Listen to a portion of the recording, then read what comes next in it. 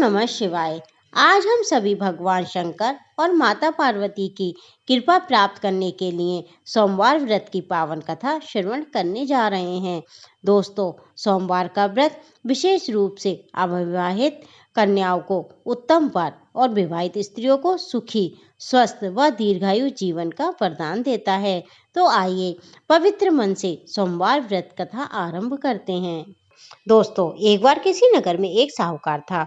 उसके घर में धन की कोई भी कमी नहीं थी, लेकिन उसे संतान की कोई प्राप्ति नहीं हो रही थी, जिससे वह बहुत दुखी रहता है।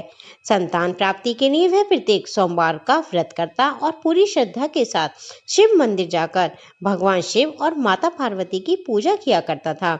उसकी भक्ति देखकर एक दिन माँ पार्वती प्रसन्न हुई और भगवान शिव से साहूकार की मनोकामना पूरी करने का निवेदन करने लगी। पार्वती जी के आग्रह पर भगवान शिव ने कहा, हे पार्वती, इस संसार में हर प्राणी को उसके कर्मों का फल मिलता है और उसके भाग्य में जो होता है उसे वह भोगना ही पड़ता है। शिव जी की ये बात सुनकर पार्वती जी ने साहूकार की मनोकामना पूरी करने की इच्छा व्यक्त की। माता पार्वती के आग्रह पर शिव जी ने साहूकार को पुत्र प्राप्ति का वरदान दिया, लेकिन ये भी बताया कि यह बालक केवल 12 वर्ष तक ही जीवित रहेगा। माता पार्वती और भगवान शिव की बातचीत को साहूकार सुन रहा था, इसलिए उसे ना तो इस बात की बहुत खुशी हुई और न दुख। वह पहले की तरह शिव जी की पूजा करता रहा। कुछ समय बाद साहूकार की पत्नी ने एक पुत्र को जन्म दिया। जब वह बालक 11 वर्ष का हो गया तो उसे पढ़ने के लिए काशी भेज दिया गया। साहूकार ने पुत्र के मामा को बुलाकर उसे बहुत सा धन देते हुए कहा कि तुम इस बालक को काशी विद्या प्राप्ति के लिए ले जाओ। तुम लोग रास्ते में यज्ञ कराते जाना और ब्राह्मणों को भोजन और दक्षिणा कराते हुए जाना। साहूकार के कहे अनुसार दोनों मामा भांजे इस तरह यज्ञ कराते और ब्राह्मणों को दान दक्षिणा करते हुए काशी नगरी की ओर चल पड़े। इस दौरान एक रात को वे एक नगर में रुके, जहां नगर के राजा की कन्या का विवाह होने वाला था। परंतु जिस राजकुमार से उसका विवाह होने वाला था, वह राजकुमार एक आंख से काना था। राजकुमार के पिता को इस बात को छुपाने के लिए साहूकार के पुत्र को दूल्हा बना दिया और उसका विवाह राजकुमारी से करवा दिया। विवाह के बाद उसे धन देकर विदा कर दिया। राजकुमारी को अपने नगर ले जाने की योजना बनाई। साहूकार का पुत्र बहुत ईमानदार था, उसे ये बात सही नहीं लगी। उसने अवसर पाकर राजकुमारी के दुपट्टे पर लिखा, तुम्हारा विवाह तो मेरे साथ हुआ है, लेकिन जिस राजकुमार के संग तुम्हें भेजा जाएगा वह राजकुमार एक आंख से काना है। मैं तो काशी पढ़ने जा रहा हूँ।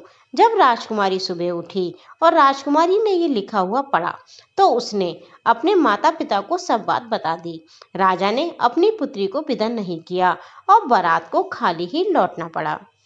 दूसरी ओर साहूकार का लड़का और उसके मामा काशी पहुंच गए।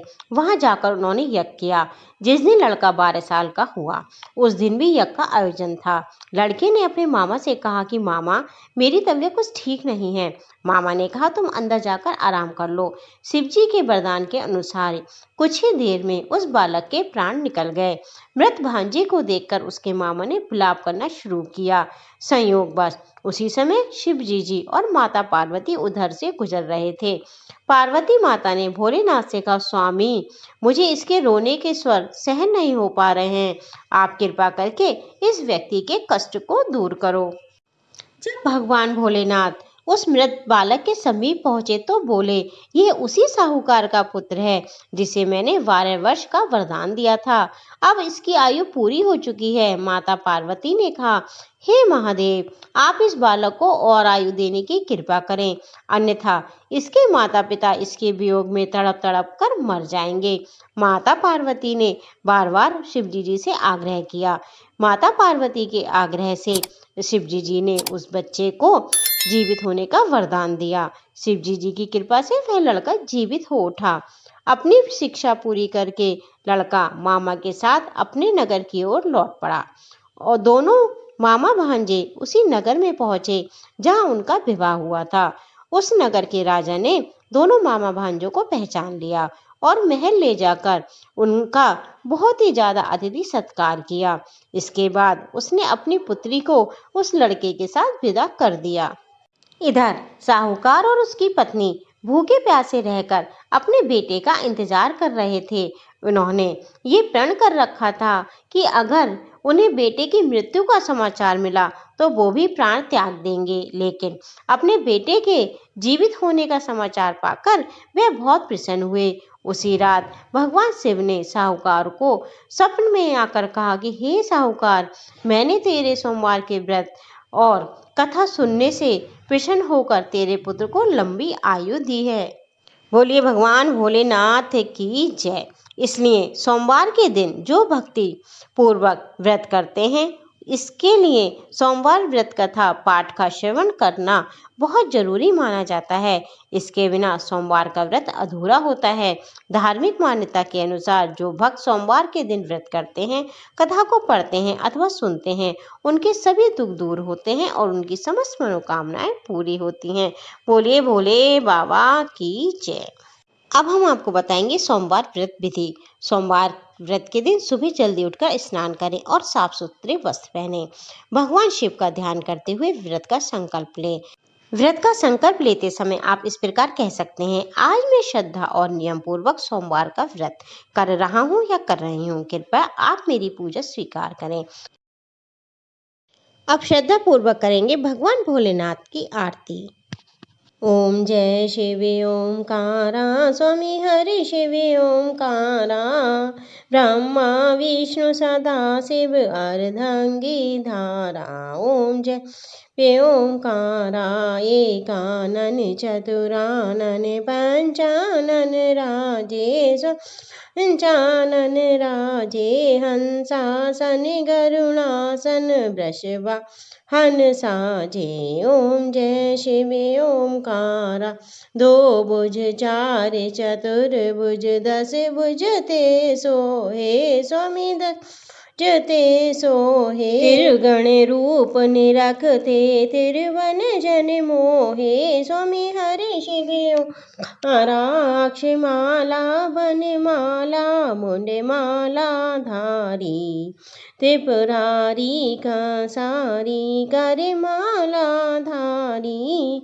ओम जय शिव ओंकारा, श्वेतांबर अंबर भागांबर अंगे, स्वामी भागांबर अंगे, सनकादिक ब्रह्मादिक भूतादिक संगे। ओम जय शिव ओंकारा, करे के बाध्य कमंडल चक्र त्रिशूलधारी, बाबा चक्र त्रिशूलधारी, सुखकारी दुखहारी जग पालनकारी।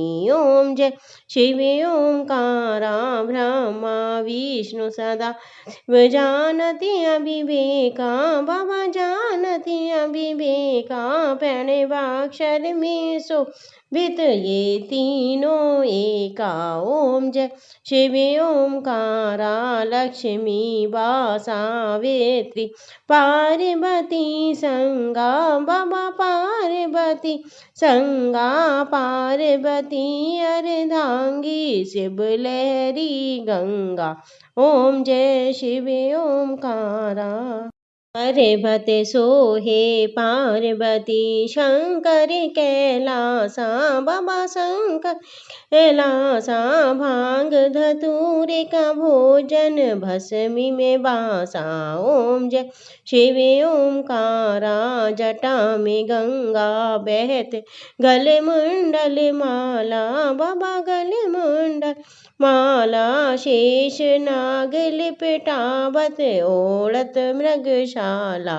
ओम जय शिव ओंकारा, काशी में विराजे विश्वनाथ नंदी ब्रह्मचारी, बाबा नंदी ब्रह्मचारी, नित उठ दर्शन पावत महिमा अति भारी। ओम जय शिव ओंकारा, त्रिगुण शिव जी की आरती जो कोई नर गावे, बाबा प्रेम सहित गावे।